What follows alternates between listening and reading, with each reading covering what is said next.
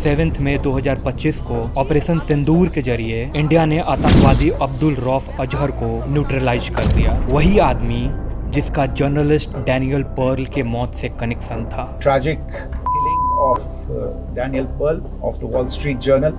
The Jaish-e-Mohammed was in some way directly or indirectly responsible for the death of Daniel Pearl. But the real connection is through Ahmed Omar Saeed Sheikh, the British Pakistani jihadi. Karachi, जनवरी 2002। एक American journalist Daniel Perl, जो wall street journal के south Asia के bureau chief थे, वो भारत के मुंबई में रहते थे। लेकिन एक दिन वो पाकिस्तान में एक स्पेशल स्टोरी कवर करने गए थे एंड उस वक्त पे पूरी दुनिया 9/11 के से बस उभर ही रही थी और डैनियल पर्ल टेररिज्म के पाकिस्तानी लिंक्स पर रिसर्च कर रहे थे। उनकी खास कोशिश थी एक ऐसे शख्स से मिलना जिसका नाम था शेख मुबारक अली गिलानी, एक कंट्रोवर्शियल रिलीजियस फिगर जिसका अलकायदा से कनेक्शन होने का शक था। और साथ में उन्हें यह भी पता लगाना था कि कहीं कोई पाकिस्तानी मिलिटेंट और शू बॉम्बर रिचर्ड सी रेड में कोई कनेक्शन तो नहीं है। दरअसल रिचर्ड ने अपने जूते में बॉम्ब लगाकर प्लेन पर चढ़ गया था और बीच हवा में वो बॉम्ब को ब्लास्ट करने की कोशिश करता है, लेकिन वो असफल रहता है और पकड़ा जाता है। और डैनियल पर्ल्स गिलानी से इंटरव्यू फिक्स कराने के लिए काफी दिनों से कोशिश में लगे हुए थे। ईमेल और कॉल्स का सिलसिला भी जारी था। तभी एक दिन उन्हें एक मैसेज आया। मैसेज भेजने वाले का नाम था आसिफ। दरअसल वो डैनियल का फिक्सर भी था। आसिफ डैनियल को आरिफ से मिलवाता है और आरिफ, जिसने अपने आप को शेख गिलानी का असिस्टेंट बताया, उसने डैनियल को बताया कि शेख गिलानी उससे मिलने के लिए रेडी है, लेकिन उनसे मिलने के लिए आपको एक छोटा सा रास्ता तय करना होगा। बस कुछ ही घंटों की एक छोटी सी ड्राइव करनी होगी। 28 जनवरी 2002 को डैनियल पर्ल अपने घर से निकलते हैं। उनकी वाइफ मरियन पर्ल उस वक्त पर प्रेग्नेंट थी और उन्होंने कैजुअली बोला कि डिनर तक लौट आएंगे, तुम चिंता मत करना, अपना ख्याल रखना। पर वो डिनर मरियन के लाइफ में कभी नहीं आया। शाम तक डैनियल घर नहीं पहुंचता है। पहले मरियन ने सोचा हो सकता है कि इंटरव्यू लंबा गया हो, पर जब रात होने लगी और उनका फोन भी अनरीचेबल हो गया तो मरियन पैनिक होने लगती है। और अगले ही दिन कराची के कुछ न्यूज रूम्स और अमेरिकन कॉन्सुलेट को एक ईमेल मिलता है। एक ग्रुप ने अपने आप को the national movement for the restoration of Pakistan sovereignty बताया और क्लेम किया कि उन्होंने डैनियल पर्ल को किडनैप किया है। ईमेल के साथ डैनियल की कुछ तस्वीरें भी अटैच थी। आंखों पे पट्टी बंधी थी और उनके सिर के ऊपर गन पॉइंट किया गया था। लेकिन यहाँ पे सवाल ये था कि आखिर वो ईमेल किसने भेजा था, उसके पीछे का असली मोटिव क्या था और क्या सच में अब्दुल रऊफ अजहर ने डैनियल को मारा था। चलो जानते हैं इस केस को।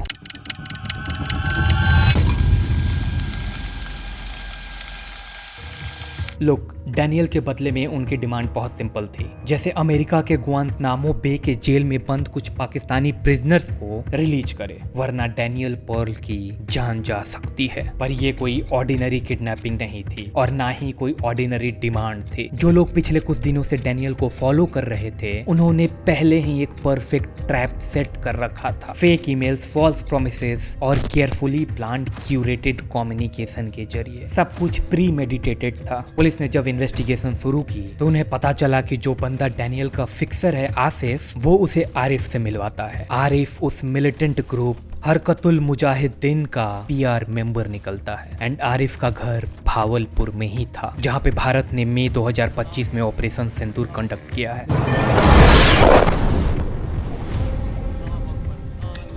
और इसी जगह का नाम आप याद रखना। आगे इसका इंडियन कनेक्शन भी बताता हूँ। आरिफ जो डैनियल से कांटेक्ट में था, वो डैनियल को अहमद उमर सैयद शेख के हवाले कर देता है। ये नाम पहले भी काफी हेडलाइंस में आया था। Danny British born Pakistani Omar Sheikh 1994 में ही भारत में कुछ ब्रिटिश टूरिस्ट को किडनैप कर लिया था और उसी के सिलसिले में भारत में ही उसे जेल होती है। और इस उमर शेख का कनेक्शन अलकायदा और जैसे मोहम्मद जैसे टेररिस्ट ग्रुप से था। पर 31 दिसंबर 1999 को सब कुछ बदलने वाला था। उस दिन काठमांडू से भारत आ रही प्लेन IC-814 को हाईजैक कर लिया जाता है।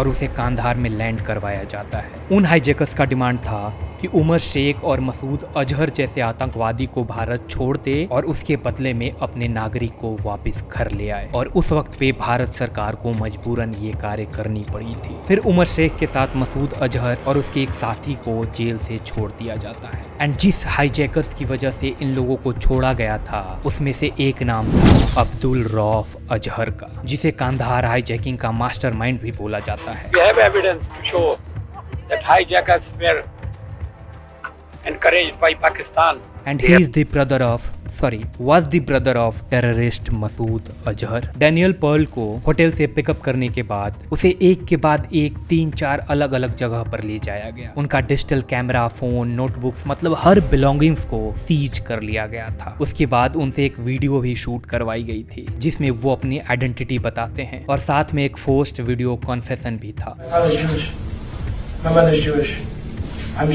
पहली वीडियो रिलीज करने के तुरंत बाद FBI एक्टिवेट हो जाती है। कराची और इस्लामाबाद में अमेरिकन इंटेलिजेंस अपनी टीम्स डिप्लॉय कर देती है। सारे रिलेटेड फोन्स को टैप किया जाता है, हर होटल्स को चेक किया जाता है, साइबर कैफे को चेक किया जा रहा था और मीडिया को स्ट्रिक्ट इंस्ट्रक्शन था कि वो कुछ भी उलूल जलूल खबरें ना चलाए। लेकिन तब तक डैनियल पर्ल की किडनैपिंग का इंटरनेशनल मीडिया में हेडलाइन बन चुका था। And in the meanwhile police को एक ब्रेक थ्रू मिलती है। भेजे गए ईमेल को ट्रेस किया जाता है तो वो एक कराची के साइबर कैफे का निकलता है एंड उसी को ट्रेस करते हुए एक सस्पेक्ट को अरेस्ट किया जाता है। एंड उसने इवेंचुअली इस बात को एक्सेप्ट किया कि वो डैनियल के किडनैपिंग के प्लानिंग में इन्वॉल्व था। उसका नाम था उमर शेख, जिसे भारत के जेल से छोड़ा गया था। डैनियल पर्ल अब तक कहाँ था इसके बारे में किसी को कोई आइडिया नहीं था। फिर 15 फरवरी 2002 को एक और चिलिंग वीडियो रिलीज की जाती है। इस बार डैनियल कैमरा के सामने बैठा था। वो काफी कमजोर और टॉर्चर्ड दिख रहा था और फिर उस वीडियो के फ्रेम में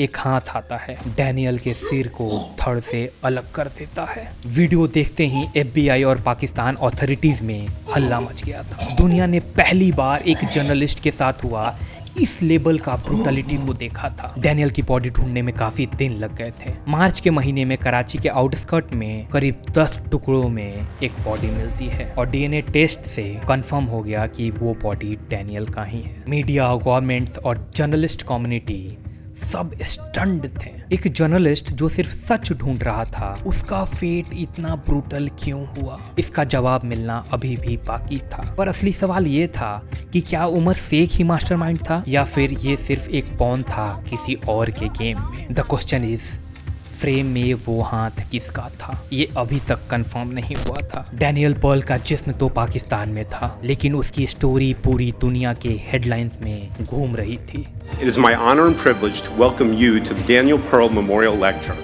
जब अमेरिकन जर्नलिस्ट का किडनैपिंग हुआ था उस वक्त उसकी वाइफ मरियन पर्ल भी कराची में ही थी, प्रेग्नेंट, कंफ्यूज्ड और हार्ट ब्रोकन। और उसी घर में एक और महिला थी, आसरा नुमानी, जो डैनियल की अच्छी दोस्त तो थी ही, साथ में उस वक्त पर वो भी वॉल स्ट्रीट की पत्रकार थी।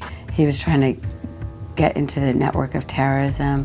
He was trying to figure out how Al-Qaeda was financed. FBI, Pakistani authorities और अमेरिकन डिप्लोमेट्स ने काम शुरू किया, लेकिन जल्द ही ये केस एक ग्लोबल पजल बन जाता है। Identify Omar Sheikh as the individual who authorized the kidnapping.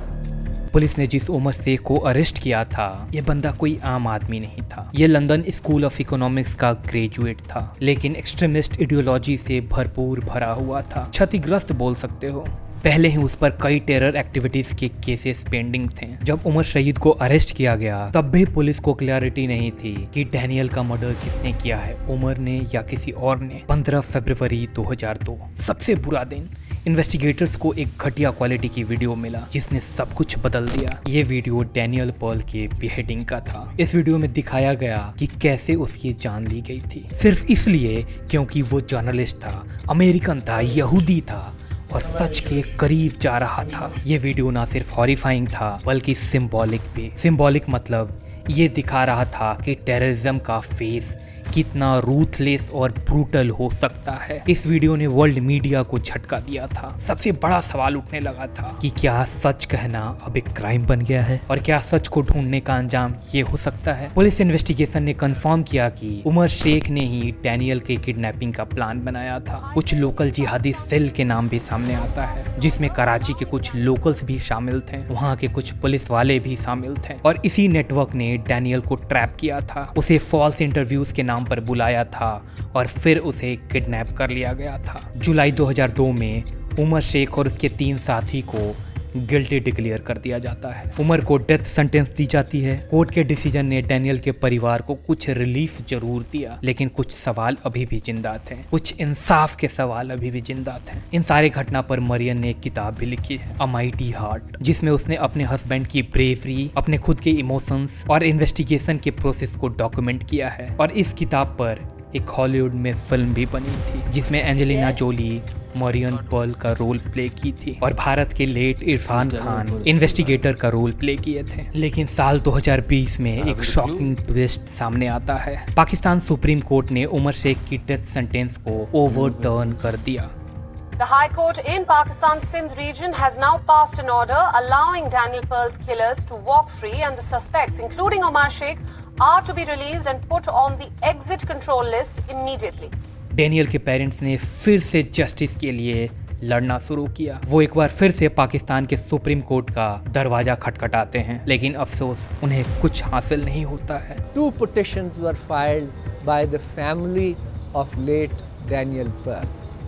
Those 2 petitions have also been dismissed. Investigators ने उमर शेख का फोन ट्रेस किया तो एक डिजिटल ट्रेल मिलता है, जिसमें वो पर्ल के ईमेल्स का जवाब दे रहा था एक फेक आइडेंटिटी के साथ, और ये ईमेल प्रूफ था कि उमर शेख का डायरेक्ट इन्वॉल्वमेंट था। 12 मार्च 2002 को उमर के साथ 3 और लोगों को अरेस्ट किया गया था। फहद नसीम, शेख आदिल और सलमान साकिब था। फिर मार्च 2007 में खालिद शेख मोहम्मद ने कॉन्फेस किया कि डैनियल पर्ल की ब्रूटल हत्या उसी ने की है। लेकिन ये खालिद शेख मोहम्मद कौन था? इसको KSM भी बोलते हैं। KSM वही मास्टरमाइंड है जिसने 9/11 अटैक को प्लान किया था। KSM को 9/11 अटैक का मास्टरमाइंड माना जाता है और इसी ने डैनियल पर्ल की हत्या की थी। ये अभी अमेरिका के जेल में बंद है और KSM को मार्च 2003 में पाकिस्तान के रावलपिंडी से अरेस्ट किया गया था और फिर 2007 में जाकर ये कन्फेस करता है। USA ने पाकिस्तान से डिमांड किया कि उमर शेख को अमेरिका के हवाले कर दिया जाए, क्योंकि he was the part of Osama bin Laden al-Qaeda group. लेकिन पाकिस्तान ने ऐसा नहीं किया। कुछ दिन पहले तक पाकिस्तानी कोर्ट ने उसे एक गेस्ट हाउस में रखा था, हाउस अरेस्ट कर और फिर करीब 23 साल बाद जाकर भारत ने डैनियल के इंसाफ का एक छोटा सा हिस्सा पूरा किया। 7 मई 2025 को ऑपरेशन सिंदूर के जरिए इंडिया ने आतंकवादी अब्दुल रऊफ अजहर को न्यूट्रलाइज कर दिया। वही आदमी जिसका पत्रकार डैनियल पर्ल के मौत से कनेक्शन था, क्योंकि इसी ने विमान IC-814 को हाईजैक किया था और उसके बदले में बेहद ही खतरनाक और कुख्यात आतंकवादी भारत के जेल से छोड़ा गया था। ये ऑपरेशन पाकिस्तान के भावलपुर में कंडक्ट किया गया था, जिस जगह का नाम सुनकर आज भी जर्नलिस्ट आसरा नोमानी के रोंगटे खड़े हो जाते हैं। एक इंसाफ की उम्मीद लेकर वो आज भी बैठी हैं। भावलपुर एक ऐसी जगह है जहां से पाकिस्तान की स्टेट स्पॉन्सर्ड टेररिज्म चलती रही है और डैनियल पर्ल ने यही सच दुनिया के सामने रखने की कोशिश की थी। उसने शू बॉम्बर रिचर्ड का पाकिस्तानी कनेक्शन का सच सामने लाने की कोशिश की थी और यही चीज उन आतंकवादियों को पसंद नहीं आई। और इन सारे कारनामे में कुछ पाकिस्तानी पुलिस वाले भी शामिल थे। कुल मिलाकर करीब 27 लोग इस अकेले डैनियल पर्ल की हत्या में शामिल थे और सबका लिंक किसी न किसी टेररिस्ट ग्रुप से था। लेकिन आज तक मात्र 4 लोग ही पकड़े गए हैं इस केस में, और उसमें से भी कुछ लोगों को गेस्ट हाउस में रखा गया है पाकिस्तान कोर्ट और सरकार के द्वारा। लुक, डैनियल पर्ल केस सिर्फ एक जर्नलिस्ट की ट्रेजिक मौत का केस नहीं था। ये global terrorism, fake identities, digital manipulation और इंटरनेशनल जस्टिस सिस्टम के फेलियर का सिंबल है। इस केस ने दुनिया को दिखाया कि कैसे एक सच को ढूंढने वाला पत्रकार प्रोपेगेंडा और रेडिकल आइडियोलॉजीज के बीच में फंस गया था और कोई पुलिस, कोई एजेंट और कोई इंटेलिजेंस ने उसकी जान बचा नहीं सकी। और आज भी डैनियल पर्ल के नाम पर प्रेस फ्रीडम के अवार्ड्स दिए जाते हैं, लेकिन सवाल अभी भी जिंदा है, क्या जस्टिस वाकई में मिला? I guess no. ये थी आज की केस स्टडी। बाय।